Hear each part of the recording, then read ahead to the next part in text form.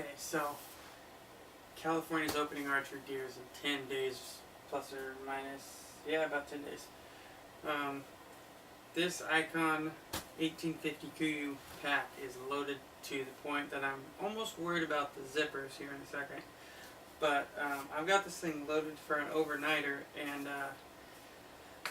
I'm probably going to go to the 5200 because I have it hanging right there. But I want to take an extra couple pounds of camera gear, and I just can't fit it in here. But if you're not worried about camera gear, this thing will do it, and I will show you how.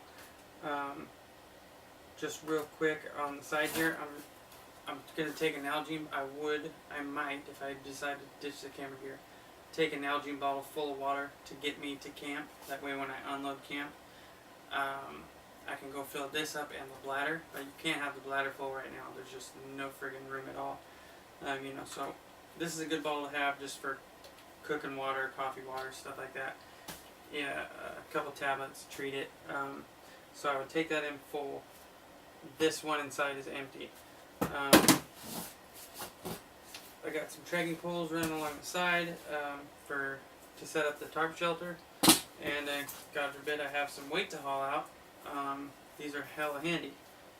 On the bottom, I'm running a 40-degree, cheap ass, barely keep you alive sleeping bag, but in August in California with temperatures in the high 80s, it's going to be plenty. Size of a football, doesn't weigh a whole lot, but a couple straps on the bottom, and it'll hold it right down there. You won't even really notice it. So that will run outside of the pack. On this side, I got just a little Vanguard. Which one is this? The Alta 204, little fluid head tripod with the bino mount for the 15 power binos I got with me. This pocket's great for quick access stuff. I've always got the 240 Peloton jacket in here. It's a great jacket to have on hand, pretty much ever. And then actually way up underneath, it's a good sized pocket. You can fit a lot in this. I've got this super down vest. It's good for when you have a really cheap small sleeping bag that doesn't really keep you warm. This will. Doesn't weigh a whole lot. It's good on cold mornings. Definitely good to have with you. This top pocket here, I've got just a couple odds and ends, some paracord in case I need for the tarp pitch, main headlamp, Lucy lamps. If you haven't figured these out yet, these are great little camp lights. They don't weigh nothing, solar powered. Great little lights. Got a fork, got a net gator, and some spare blades for my Outdoor Edge razor light knife. So, on the side pockets, got some spare odds and ends, another headlamp, some flagging material in case I got a marker trail or something like that. But that's about it. And we get into the main pocket, that's kind of where hell breaks loose. At the top, I'm running the 15 power Vultures just because it's quick to get to them. I'd rather run the weight lower, but I like them running, up here so I don't have to dig all the way to the bottom. I don't want to get to these. So below that, I just got the bone out meat bag. It's a good little bag to organize stuff like all your food and whatnot. In the bottom here, I've got more. I've got the actual quarter bags. I've got some Mountain House breakfast and dinner because, like I said, it's just an overnighter. I'll probably throw some more day snacks in here, small stuff. I got some Dark Timber G4 coffee. Every purchase you make, you can choose to donate like 10%, I think it is, to Backcountry Hunters and Anglers, Theodore Roosevelt Foundation, or there's a number of places you can donate some money to, but it's pretty cool that they're doing that for us. Support Dark Timber if you can. Got a little coffee to get you by in the morning. That's in there. Cook pots, the burner, fuel, coffee pot, that kind of thing in there.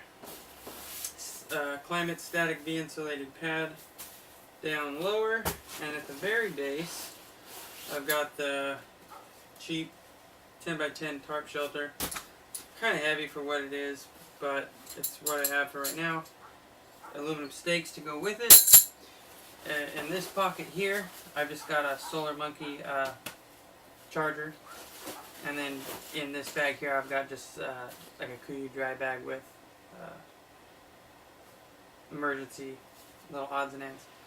And that's pretty much it. That's a whole camp worth right in there. I've got the bladder here. Like I said, you can't run full. It bulges too much, and you can't fit all that stuff in there. But I know I'm gonna have a creek nearby, so I'm not worried about getting this full. As soon as I set camp and get some room, I can get this thing full within a couple hours. No big deal. I made a little spacer out of paracord here because this tab, if you're holding, water is 8.34 pounds a gallon, so you got a lot of water weight pulling on this tab here. So I've got a little something that kind of bridges that gap. It still keeps tension, it keeps it laying flat on your pack, but it also lets it rest at the bottom. That's just a little hack depending on which bladder you've got. And then right here on the side, I've got the glassing pad wedged in between the frame, and that's it.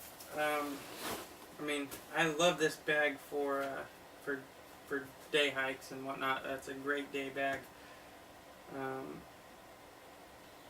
really wish I could shake the idea of taking some camera equipment, because this little uncumbersome bag will fit everything I need to set camp, and then I can leave camp and have a nice small, just what I need day bag instead of running a empty 5200, which is probably what I have to do. But if you're not worried about camera equipment, or maybe you want to take a camera and leave the 15 power extra set of binos or something like that, this will get you at least a day out of it. And there's a lot of other ways to lose weight and save some room, but for what I've got, it definitely will work, and I may use it set up that way. But anyway, 1850 is a super versatile little bag, my favorite bag, and yeah.